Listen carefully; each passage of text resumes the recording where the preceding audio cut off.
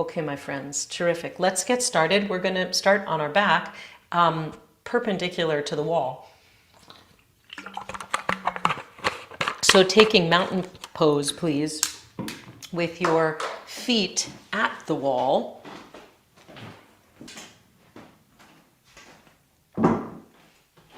Letting yourself settle in. Let's see.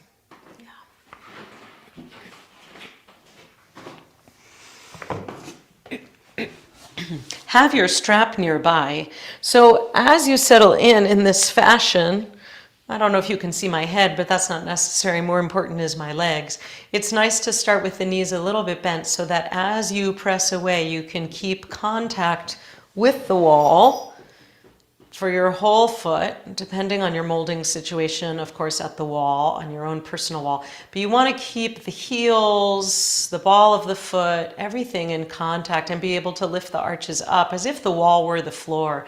And as you do this, as you press away, it helps remind you to lengthen the tailbone toward the heels, and it also pins the flesh of the upper back down and draws the shoulder blades and the trapezius muscles naturally down the back and allows us a lengthening of the neck and a widening of the shoulders. So I love that easefulness. So here we are, mountain pose at the wall.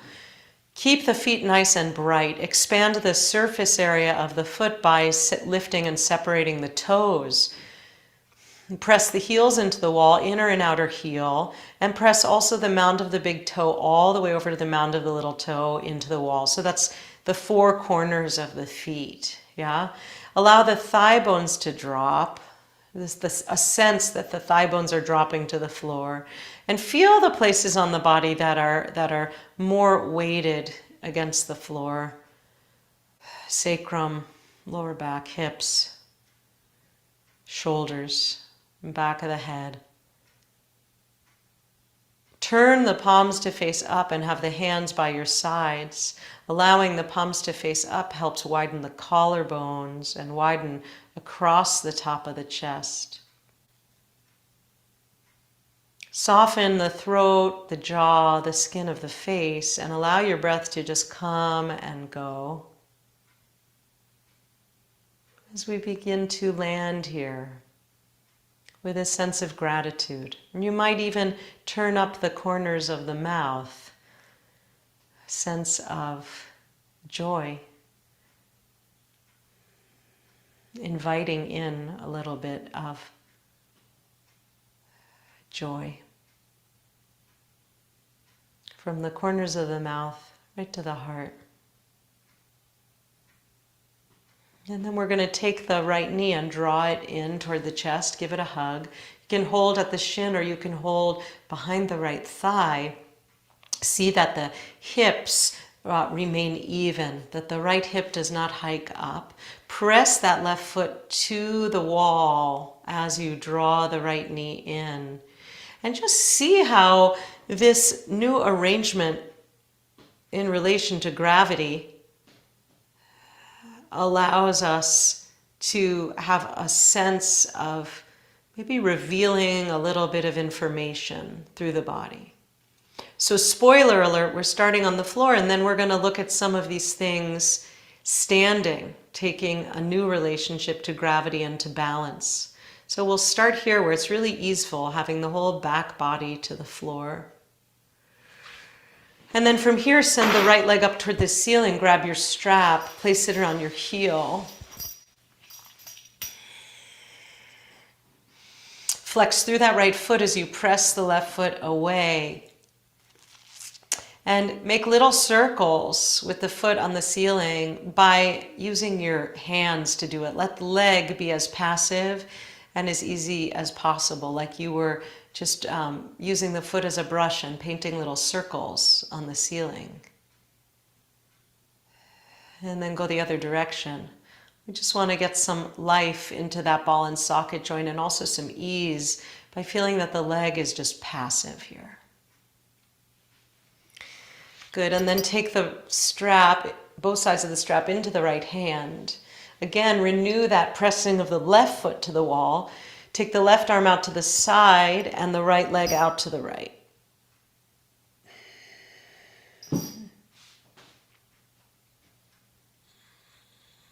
See if you can lengthen the right sitting bone down.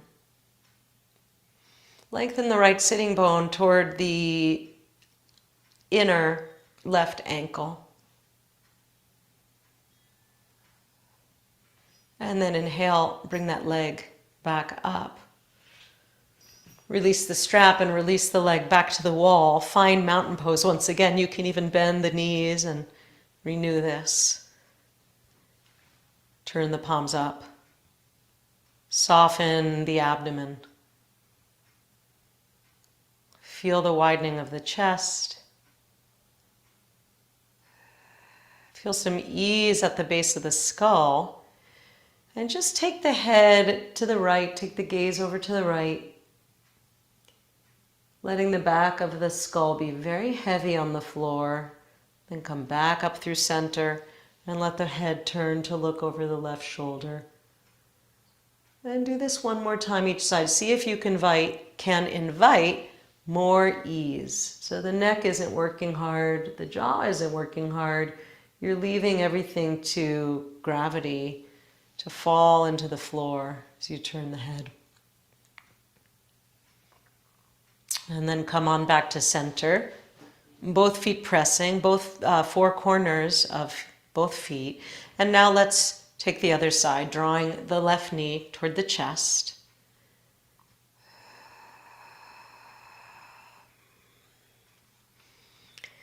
Sending that right heel to the wall, letting that right thigh drop. Seeing that that left hip doesn't hike up. Right? We're long through both sides of the waist.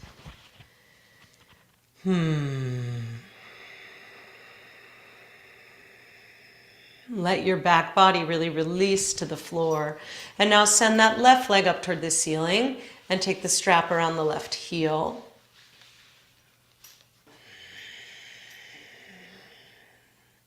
Flex through that left foot. Press that right foot into the wall. And once again, letting the left leg be really passive. Use the hands to make circles. The foot on the wall. You're like just painting maybe a pretty pink pastel.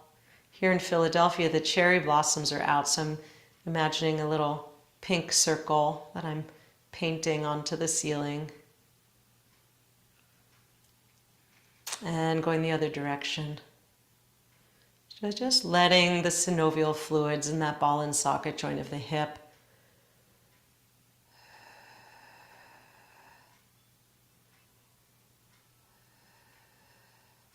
be activated. And stretching a little through that hamstring. Send the heel up, send the ball of the foot up. Again, renew the right foot to the wall, the quote-unquote standing leg. Easy in the shoulders. And take both sides of the strap into the left hand. Take your right arm out to the side and your left leg out to the left.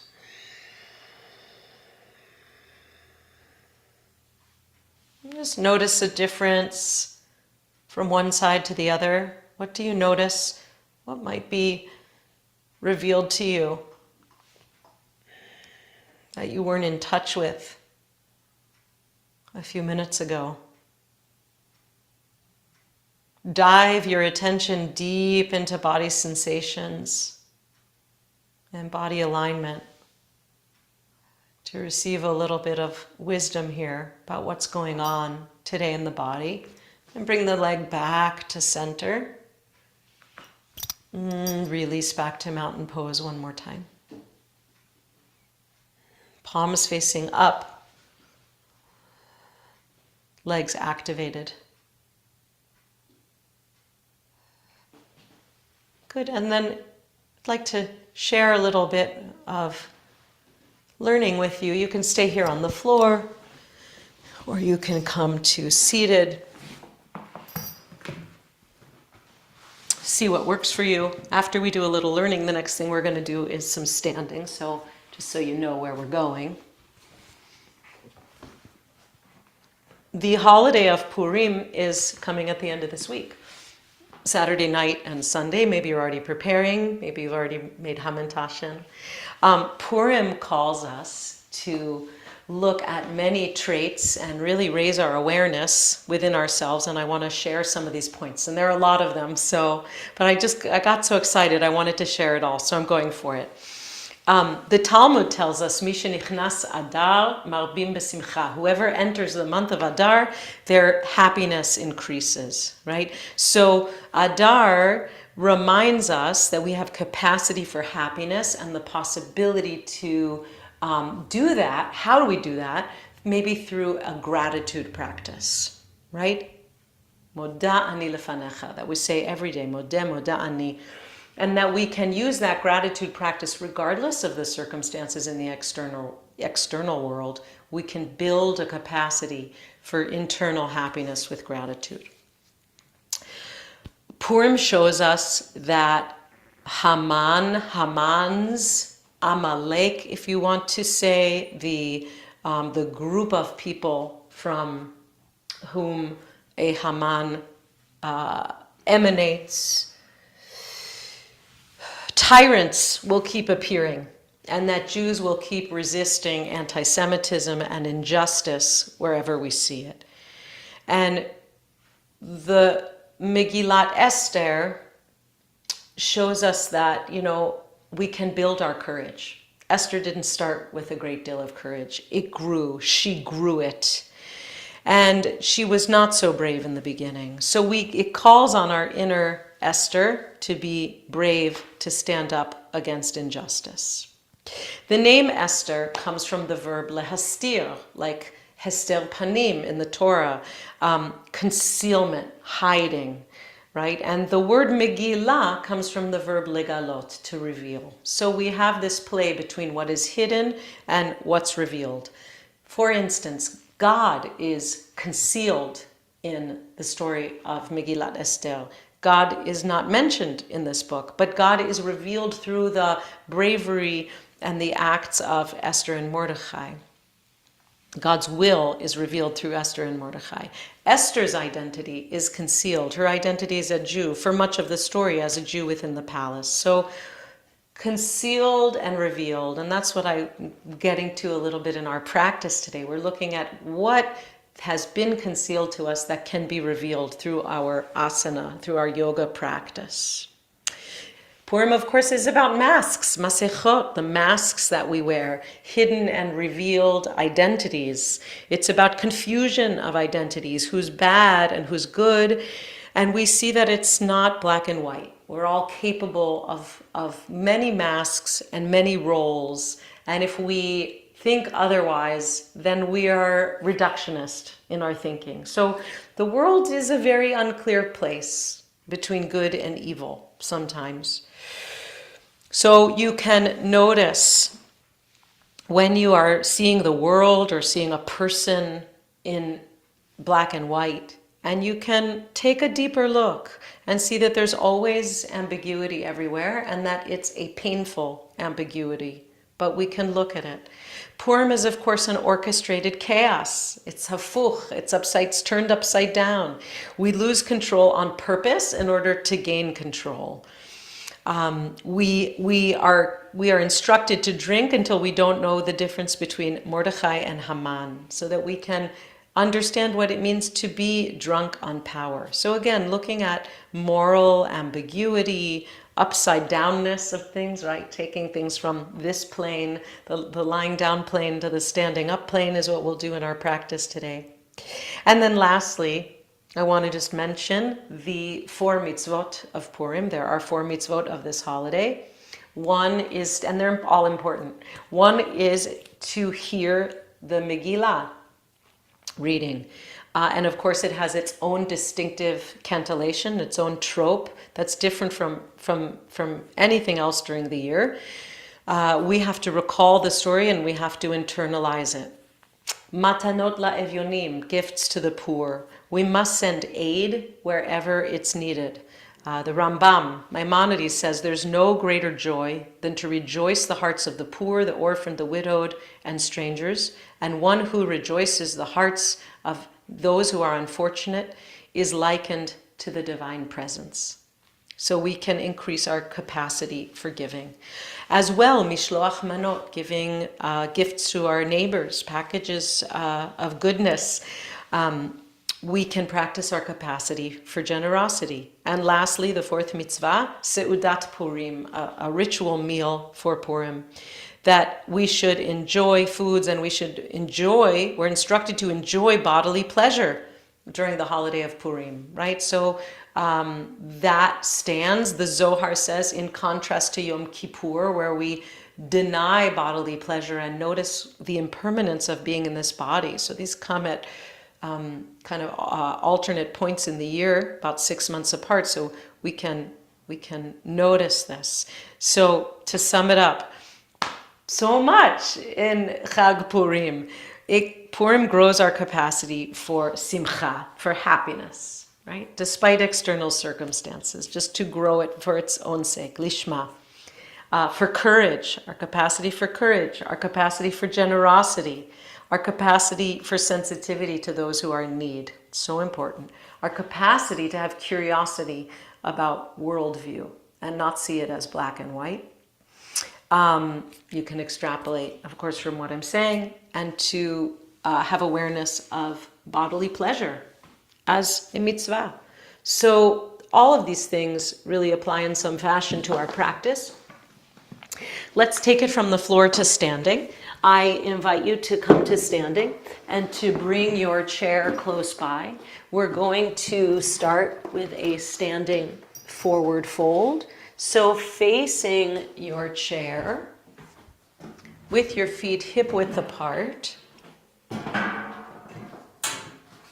Lift and spread your toes and then lay them back down.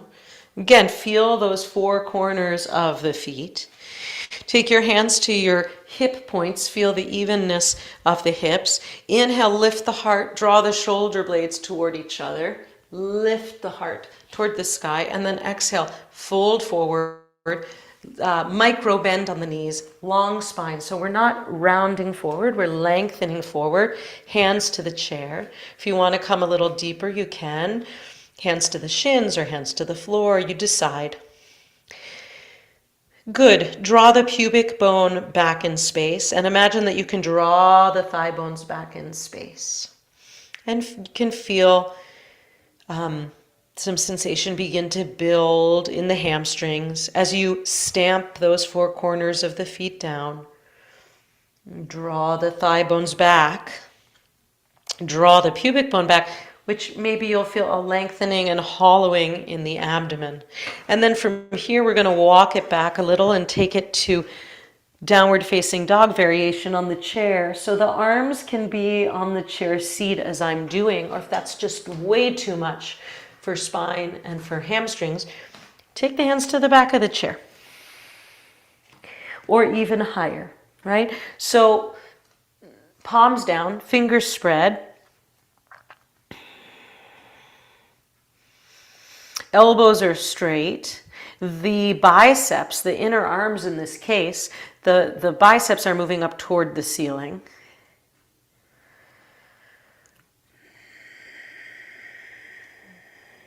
The armpits and side waists are lengthening.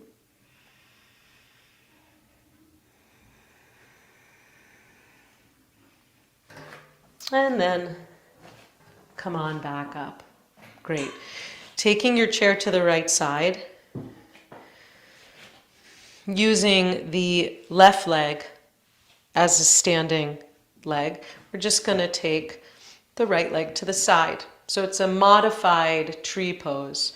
We can all take this nice, gentle, beautiful tree pose. Don't worry, we'll get to more tree later, should you wish. But I just love this variation where we can allow the right sitting bone to drop and feel the external rotation, which is the action we're getting at through today's whole class, the external rotation of the upper thigh.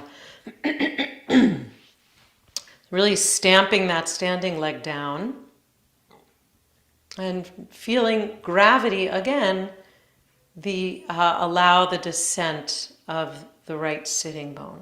Spine is tall and reaching toward the sky. And just tune in to see again, lehastir, legalot, what is hidden and revealed here. Do we find anything revealed in this hip area? And then either move the chair or move your own self to come to the other side, and we'll take the other side. The arms can be wherever you'd like. So see if you're listing to one side. We have a tendency really often to kind of let that hip jut out on the standing leg. So you can kind of feel like there's a suctioning in on that right hip point, right? So, like we kind of stand often like this, really suck it in. So you make sure you're even here, stamping down with that right foot, and then allowing that left sitting bone to descend. And what that causes is the external rotation, right? This direction of the left thigh.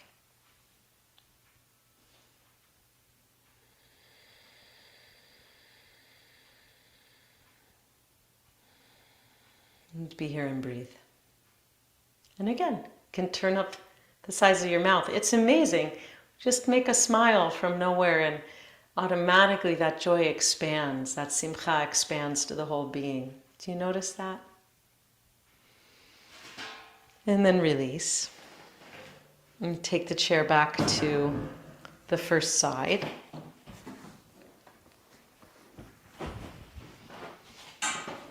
Actually, that's not true. Take the chair back in front of you.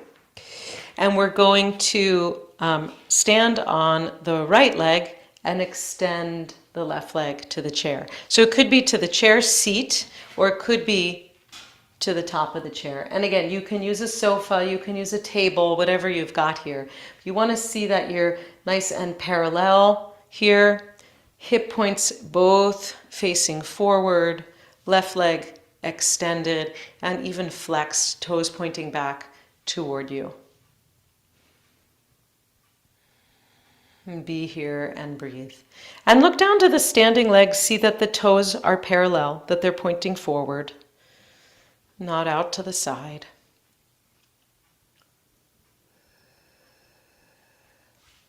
And left sitting bone is dropping down.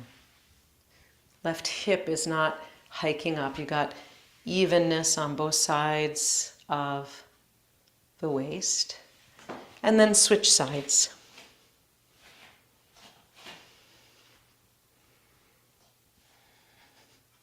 Same thing. See that that right hip is descending. See that that left hip sucks inward. And that left leg stamps down. Really nice, tall, standing leg here. Be here and breathe. Expand the chest.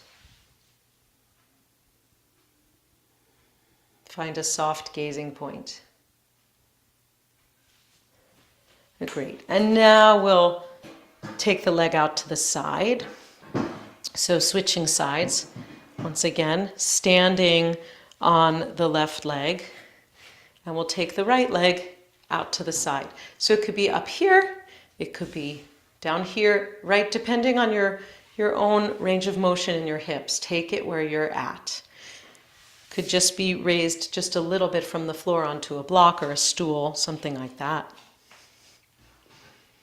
And again, resist any urge to lift in that right hip.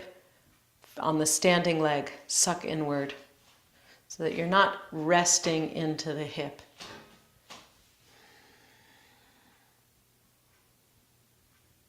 Find a gazing point.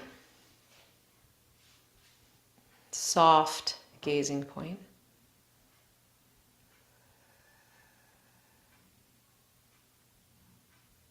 Be here and breathe. Stamping down strongly in the standing foot, flexing in the extended foot. Everything bright, alert, aware. Great, and then switch sides.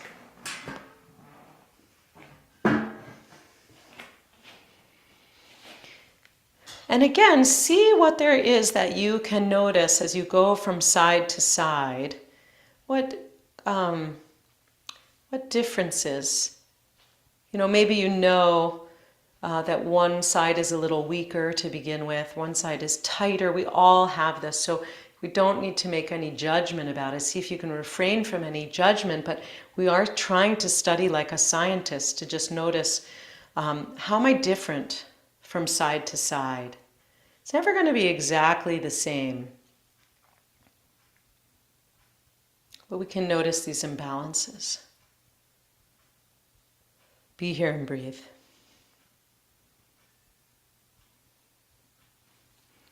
Nicely done. Release. Okay, we're going to come back to tree pose now. So, lots of choices. You're always at choice here. Can come back to this variation if you'd like. Or we can come to a variation with balance, standing on the left leg, turning out from the right hip. So now we're hopefully just nice and juiced through that joint. Turning out could be a kickstand, foot could be at the calf, or foot could be above the knee or all the way up toward the groin. You decide where your tree pose is today. Wherever it is, it's perfect. Move the foot toward the leg and the leg toward the thigh, toward the foot. And again, see if you can suck in from that standing leg so that you don't just put the weight into that hip and hang out. Stamp that standing foot down, send the crown up. You might take the palms together in front of the heart.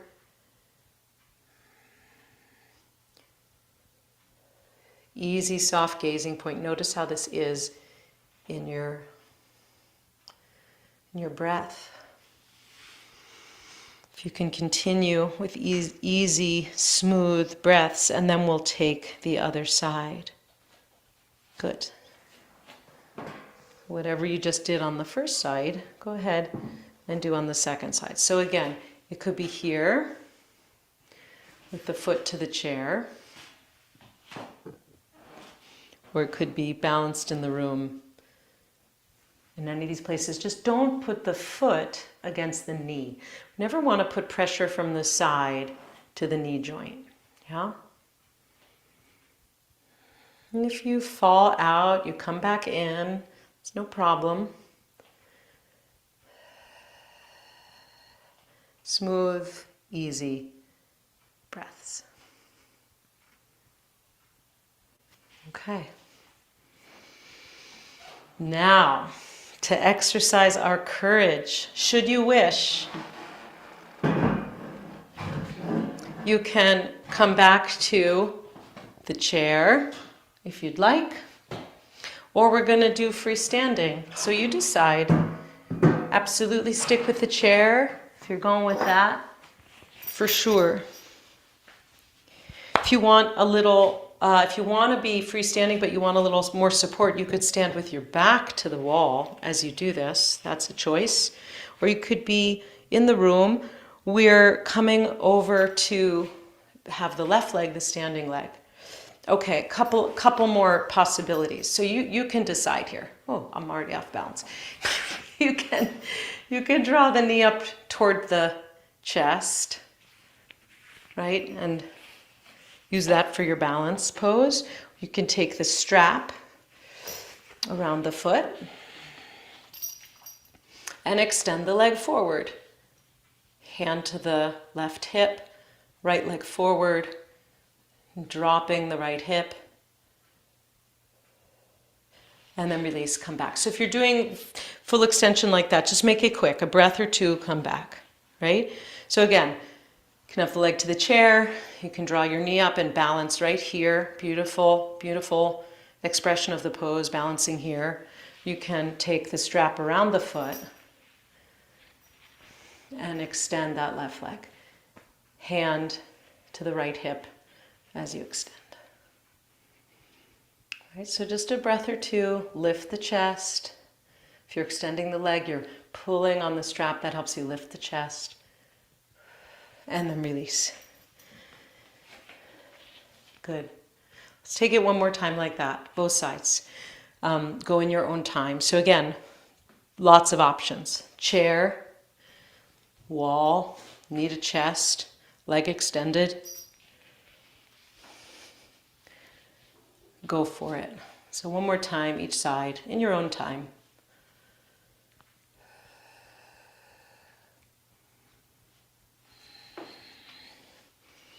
Again, just a breath or two. Try to make it no big deal. Take a rest for a moment in between.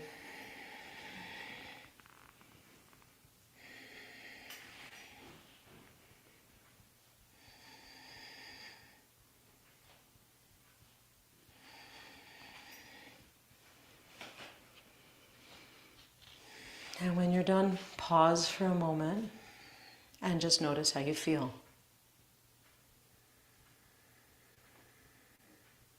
It's a balance builder. It's a core builder. It's good for the nervous system. It's a courage builder. Omets lev, courage, right? Well, just like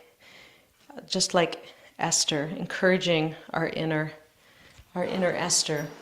Now we're going to take the leg out to the side. So, once again, that might be here. That might be here, right? Or we might do it with our back to the wall, or we might do it freestanding with the strap. So wherever you are, whether you're at the wall or away from the wall, I want to encourage us to remember what it felt like to do this action lying on the floor with all the support of the floor. Like we didn't have to balance there, right? So already the nervous system has that memory, and we can call it forth. Right? Our body already knows it. So start by extending the leg forward, and then you'll take the leg out to the side. Again, standing legs, suck that hip in toward the body. Just a breath or two. You can see I'm not so stable myself. You'll do a breath or two, and you'll come back and you'll do the other side. Okay, so we'll take 2 times each side.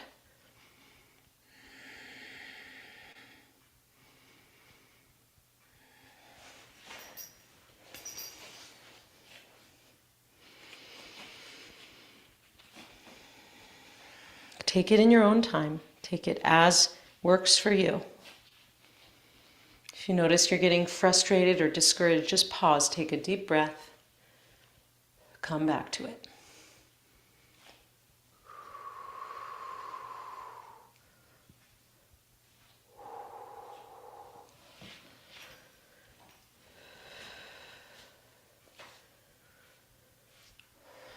Gather yourself in, gather your breath in, your focus in between sides.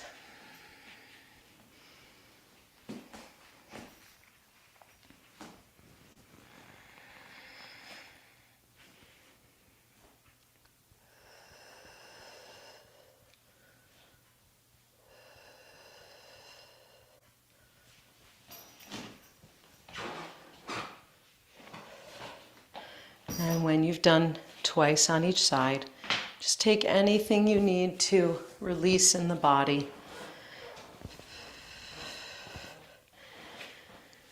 And then pause. Take a hand to the belly and a hand to the heart. Just notice how you feel.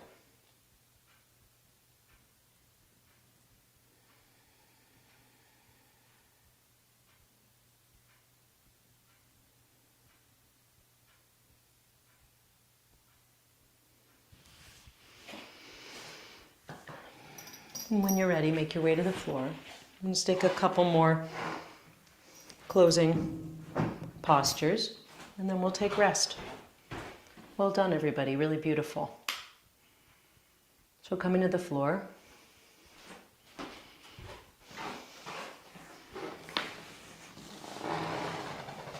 And just coming to constructive rest position. The knees bent, the soles of the feet on the floor. Bend the elbows. Take the hands to the low belly. And just feel once again this stable, safe, easy relationship to gravity.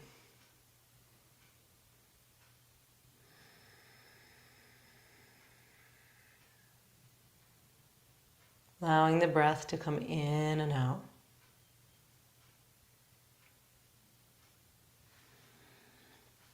We'll take bridge pose.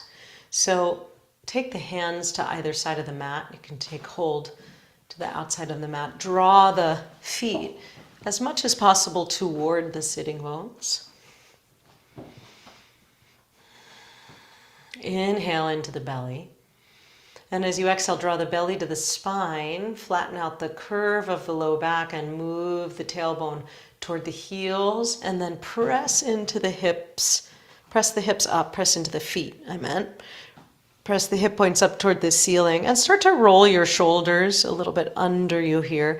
Keep hold of the outer edges of the mat. So nothing so big, it's kind of a lowish bridge. This might be plenty for you today.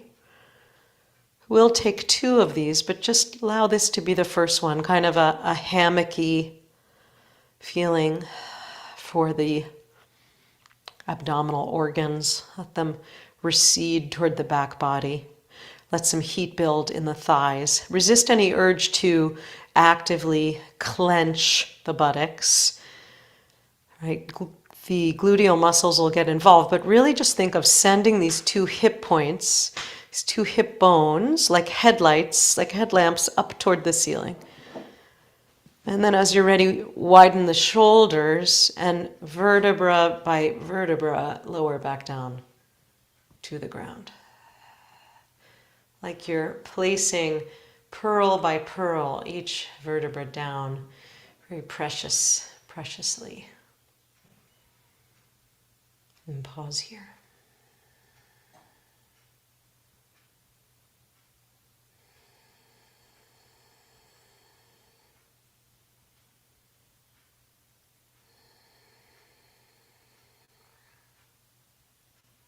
We'll take this one more time. You can come up that much, or even less if you'd like, or come up a little more. So hands to the outer edges of the mat. Inhale to the belly.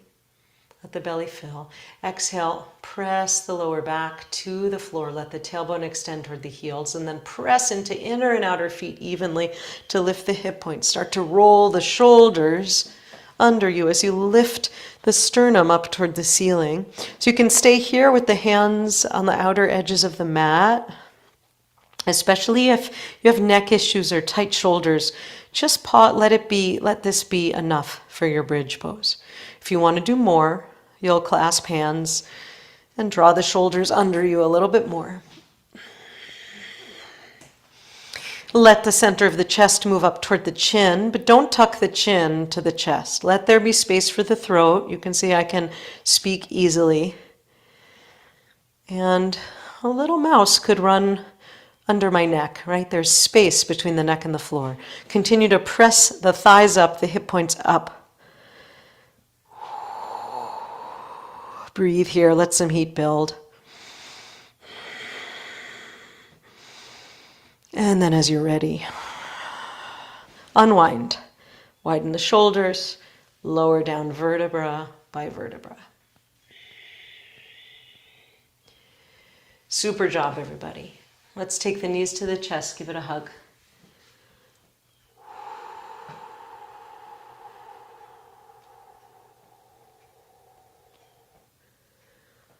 And then let's take rest. If you'd like, you can take the lower legs to the chair, or you can extend the legs long, or come back to constructive rest, soles of the feet on the floor, knees bent. See what will work for you. Let's come to a couple moments of silence. Just let everything go, let the work go.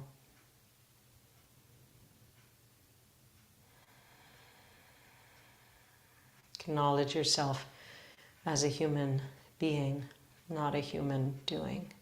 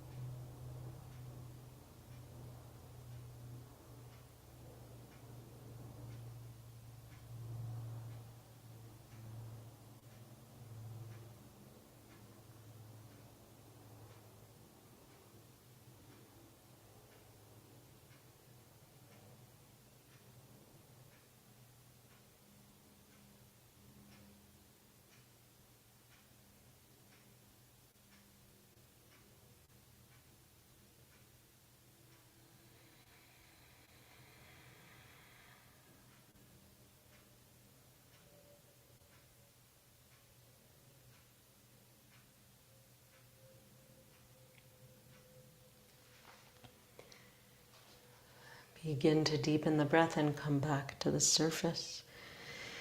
If you have the luxury to treat yourself to a little more time in Shavasana, by all means, let's turn off the video and take a little more time for yourself and rest before you return to your day. And if you are returning to your day, just take the time you need to come up to a comfortable seat. Keeping a long spine.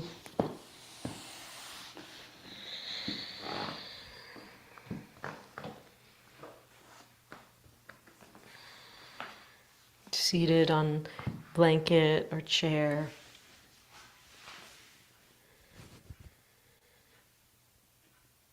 And feel the benefits of your practice. Maybe some increased joy or gratitude, or even maybe a lightness in the body, or knowing that you increased your sense of courage today,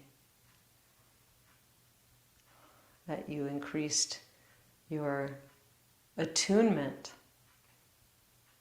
to what could be revealed that has previously been hidden. And notice if you experienced any pleasure, any joy in your body through this practice. We can be grateful for that. Taking all these lovely pieces in our spiritual Mishloach Manot for the Purim holiday.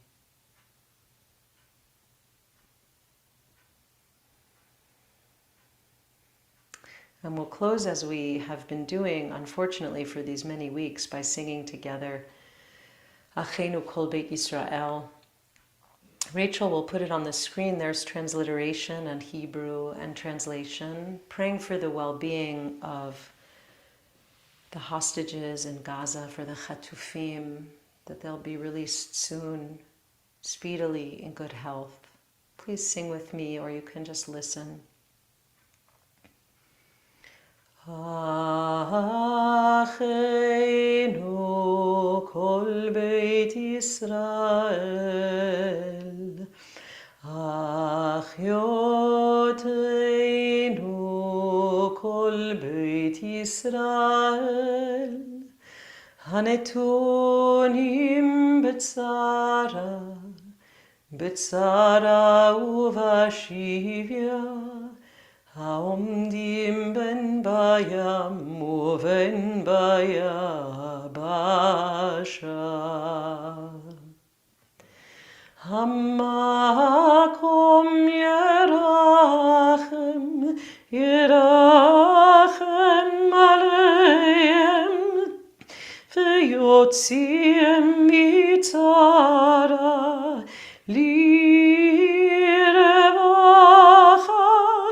Umeafel aleora, umishibud legeula, hashta bagala, uvizman kariv.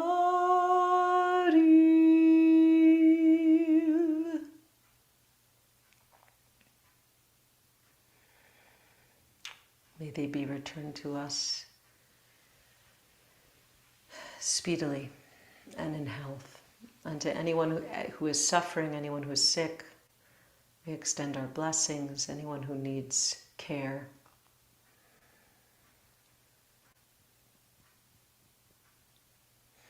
Taking a deep breath or two to seal our practice. Thank you for practicing today. Shavua Tov, Purim Sameach. I'm sorry I went a couple minutes over. Hope I didn't make you late. We'll have time for Q&A in just a moment. If you can stay, it's a wonderful part of our practice to reflect together and learn from one another in this way. If you have enjoyed this practice or any of our offerings from IJS, please consider a donation in any amount. Helps us continue to offer these wonderful resources to you at no charge. Please do check out Awareness in Action for the Omer and also the 4-week series with Jewish artists and spirituality, and the retreat at Kripalu with me and Rabbi Sheila Weinberg, any of these that might be of interest. So thanks for being with us.